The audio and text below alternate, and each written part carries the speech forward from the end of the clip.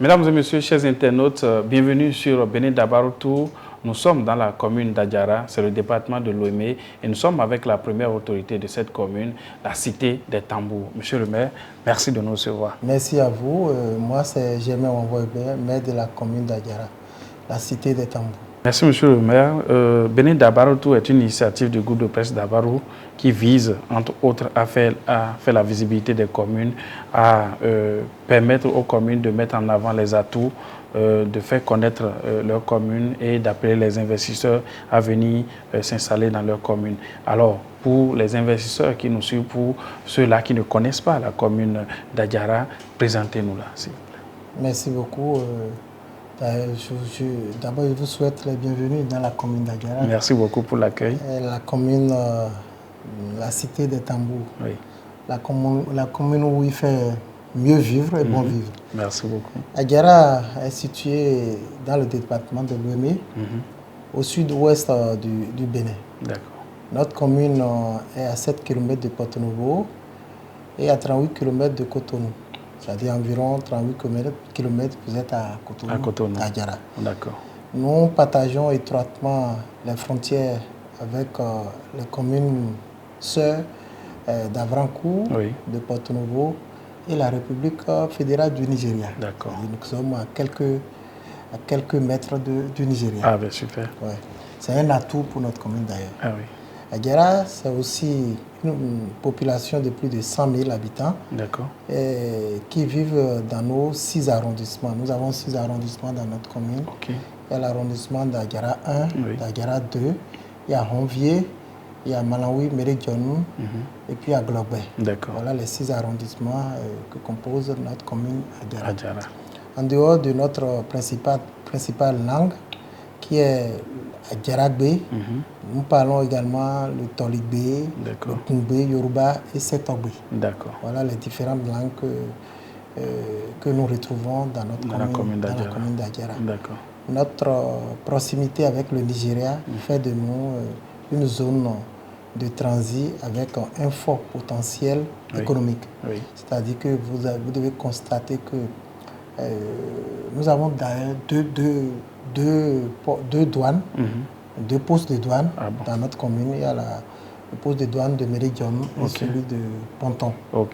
Et les opérateurs économiques profitent de ces installations pour développer leur commerce à travers ces deux postes.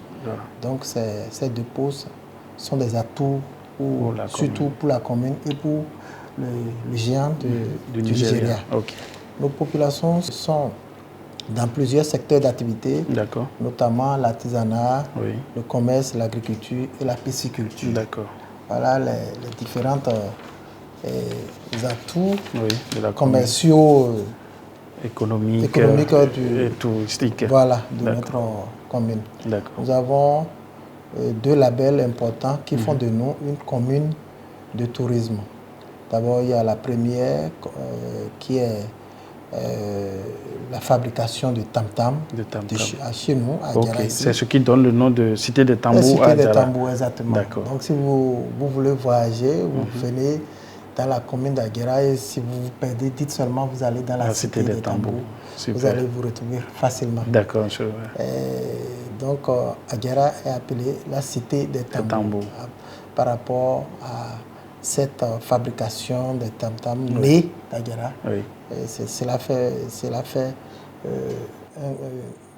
une richesse, une identité pour la commune. Ensuite, Adjara est la première et la meilleure commune en matière de la viande de porc. Ah oui. Ah bon, moi, je pensais plutôt que c'était Porto-Novo. Non. Ah oui. Non. Ceux qui savent le savent. Ceux qui connaissent bien Adjara savent que la viande du porc bien assaisonnée, bien faite, c'est Adjara. Ah d'accord. Et il y a des coins pour ça. Donc, dès que vous allez finir, je vais vous inviter. Avec plaisir. Vous allez faire un tour là-bas. Avec plaisir. Vous allez manger avec beaucoup d'appétit. De salive. Ah oui. D'appétit. Donc, vous voyez, ces 2 atouts font d'Adjara, font de notre commune un pôle qui dresse le monde. Attractif. Oui, dans notre commune. D'accord.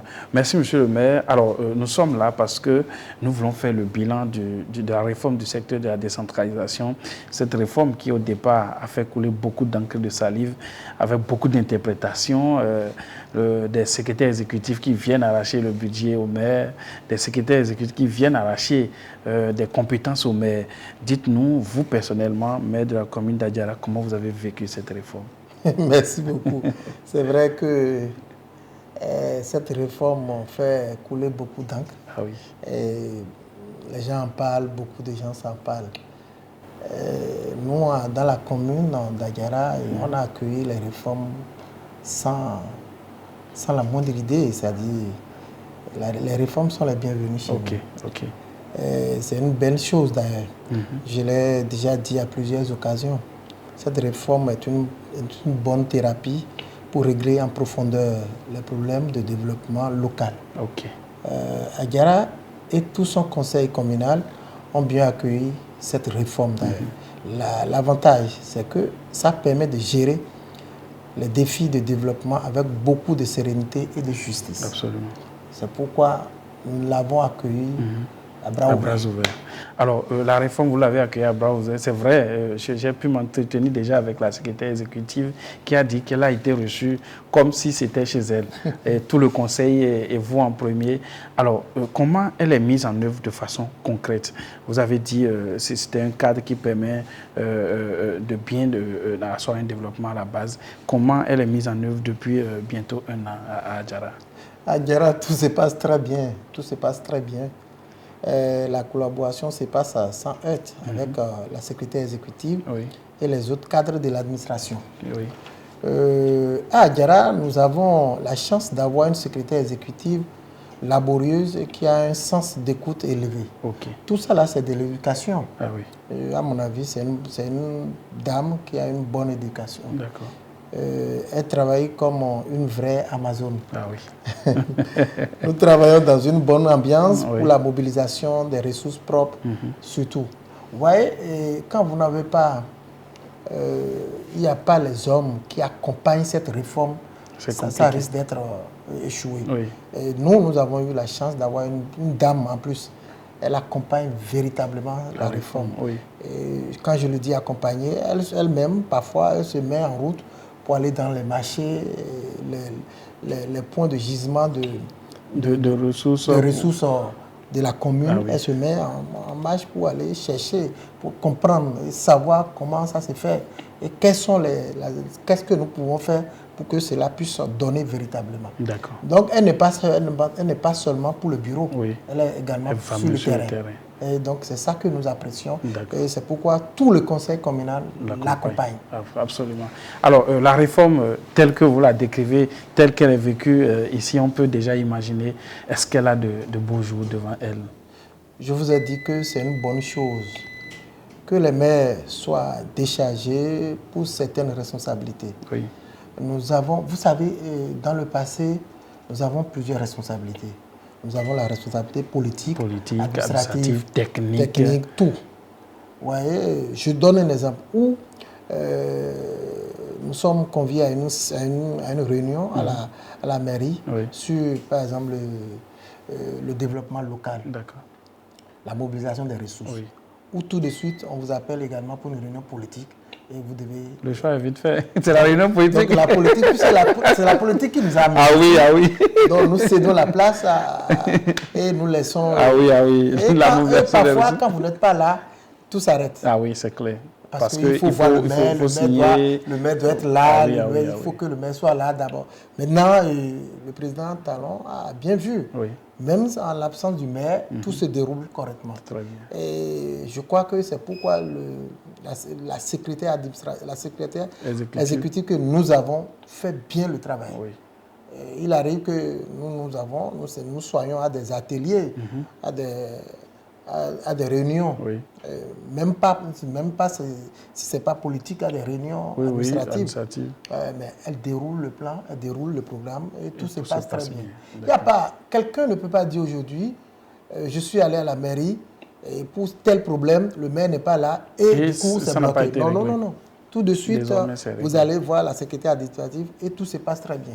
Donc voilà, tout se passe dans la grande comme cela se doit. Tout à fait. Alors donc, nous avons espoir que cette réforme puisse vraiment donner des fruits pour que le développement local, la décentralisation qui est expérimentée depuis 20 ans, puisse avoir un autre impact positif sur les populations. Alors, monsieur le maire, cette démarche que nous menons, le groupe de presse d'Abarou, a également pour objectif de faire un appel de pied aux communes pour montrer que nous positionnons en premier plan en tant que partenaire pour vous accompagner, pour la visibilité.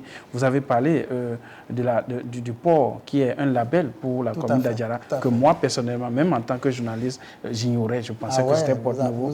Donc voilà, c'est un atout qu'à travers le groupe de presse d'Adjara, nous pouvons mettre en avant. On m'a parlé d'une rivière noire à Adjara. Voilà, on parle des tambours. Donc c'est beaucoup de potentialités que Adjara qu'on peut mettre en avant et nous venons dans ce sens-là pour vous dire nous sommes prêts à entrer en partenariat avec vous pour vous accompagner dans ce sens. Alors, si vous avez un mot à l'endroit de vos populations, à l'endroit de vos collaborateurs, à l'endroit du chef de l'État, c'est le moment également un mot à l'endroit de Dabarou pour finir cet entretien, monsieur le maire. Je voudrais vous remercier pour le déplacement. Je voudrais dire, il y a de beaux jours devant. Oui. C'est vrai qu'aucune œuvre humaine n'est pas faite.